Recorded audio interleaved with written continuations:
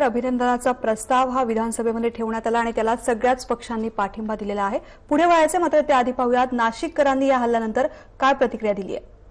आज सकाळी पहाटे न्यूज बघून एक आनंद वाटला की आज खरोखर मोदींनी जे आपल्या सैन्याला जे स्वातंत्र्य दिलंय त्याचा एक काहीतरी फायदा झाल्यासारखं वाटतंय, जेणेकरून आज भारताला बाकीचे इतर देश आहे ते सुद्धा मदत करता, एक चीन सोडलं तर, पण एक चपराक आहे चीनला पण की भारत हा काही करू शकतो आणि आपले जे 44 जवान शहीद झाले त्यांना ही सर्वात मोठी भावपूर्ण श्रद्धांजली राहील। आज खरोखर मला भारतीय सेनेचा म्हणजे अभिमान वाटतोय की त्यांनी आज पाकिस्तानला सडेतोड उत्तर दिलेले आहे आणि जैश-ए-मोहम्मद यांचे जे अतिरेकी संघटनांचे जे अड्डे आहे ते आज उद्ध्वस्त केलेले आहे आणि सुमारे 200 ते 300च्या वर तिथले दहशतवादी आज नष्ट केलेले आहे आणि खरोखर आज आपल्या भारतीय देशाच्या सैनिकांनी दाखवून दिलेले आहे की हम भी कुछ कम नाही।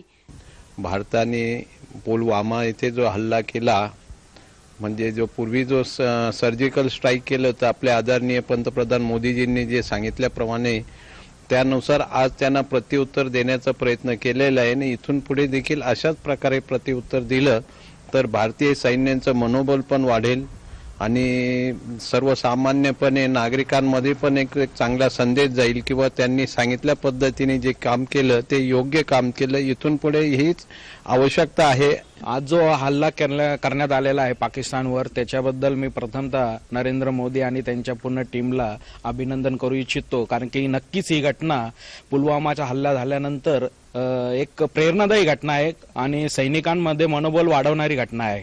यापुढे माझी इच्छा अशी राहील मोदी सरकारकडनं का त्यांनी काश्मीरमधनं कलम 370 हटवून द्यावे, ज्या कारणाने हे जे हल्ले होतात ते छोटे मोठे हल्ले होतात ते तिथे वेगळ्या प्रकारची घटना आहे, तिथे वेगळ्या प्रकारचं राज्य आहे, त्यामुळे आपल्याला पूर्णतः कार्यवाही करता येते, तिथं नियंत्रण मिळवता येत नाहीये। तो देश आपल्या तो राष्ट्र असून आपल्या भारताशी कनेक्टेड असून सुद्धा तो कलम 370 मुळे दुसरीकडे वळण्याचा प्रयत्न करतो, स्वतःला वेगळं काही समजतोय। तसं न होता ते जर हटवलं तर मग आपल्याला पूर्णपणे त्याच्यावर नियंत्रण आणता येईल आणि भविष्यात अशा ज्या काही घटना घडणार असतील तर छोट्या मोठ्या अशा गैरमार्गाने जे आतंकवादी घटना करतात याच्यावर पूर्णतः आपल्याला निर्बंध आणता येईल आणि पाकिस्तानलाच काय अख्ख्या देशाला आपल्या भारताबद्दलची ताकद माहीत आहे, परंतु हे आपल्याला छेडण्याचा प्रयत्न करतायत आणि हे छेडणं 370 कलम रद्द झाल्याशिवाय होणार नाही। भारतीय हवाई दलानं बालाकोट, चाकोटी आणि मुझफ्फराबाद इथल्या जैशच्या तळांवरती हल्ला केलेला आहे आणि यामध्ये जैशचे अनेक दहशतवादी मारले गेल्याची माहिती देखील समोर येते। 3 तळं जैशची उद्ध्वस्त करण्यात आलेली आहेत। मिराज 2000 या विमानांनी हा हल्ला केलेला आहे। 12 विमानं या हल्ल्यामध्ये सहभागी होते। पुलवामा हल्ल्यानंतर भारताकडून त्या हल्ल्याचा बदला घेण्यात आलेला आहे। जैश-ए-मोहम्मदचं कंट्रोल रूम देखील पूर्णपणे उद्ध्वस्त झाल्याची माहिती देखील सध्या समोर येते।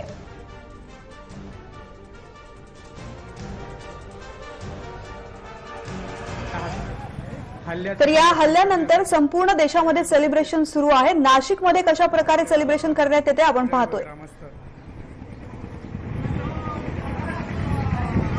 फटाके वाजवून या हल्ल्याचं सेलिब्रेशन नाशिककर करतात।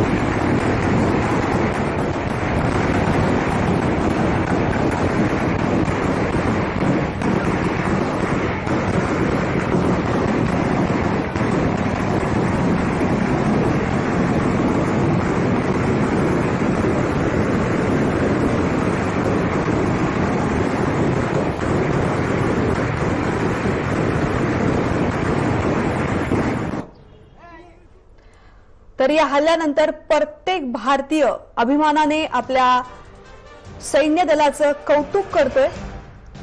पुलवामामध्ये झालेल्या भ्याड हल्ल्याचा बदला घ्या अशी भावना प्रत्येकाच्या मनात होती आणि तो बदला आज घेतला गेला आहे अशी प्रतिक्रिया प्रत्येक जण व्यक्त करतोय।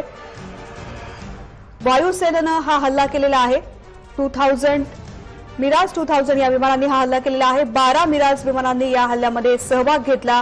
1000 किलोची स्फोटकं या दहशतवादी तळांवरती टाकण्यात आली। पहाटेच्या सुमारास हा हल्ला करण्यात आलेला, ज्यावेळेस संपूर्ण देश आणि पाकिस्तान सुद्धा गाढ झोपेमध्ये होता त्यावेळेस आपल्या वायुसेनेनं आपली कामगिरी बजावलेली आहे। पाकिस्तानला कोणतीही कल्पना येण्याआधीच वायुदलानं आपली कारवाई केलेली आहे आणि यशस्वी या ठिकाणून बाहेर देखील पडलेले आहेत।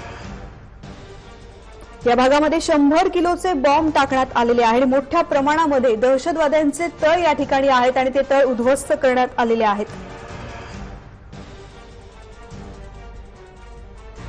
1000 किलोच्या स्फोटकांद्वारे दहशतवाद्यांची 3 तळं उद्ध्वस्त करण्यात आलेली आहेत.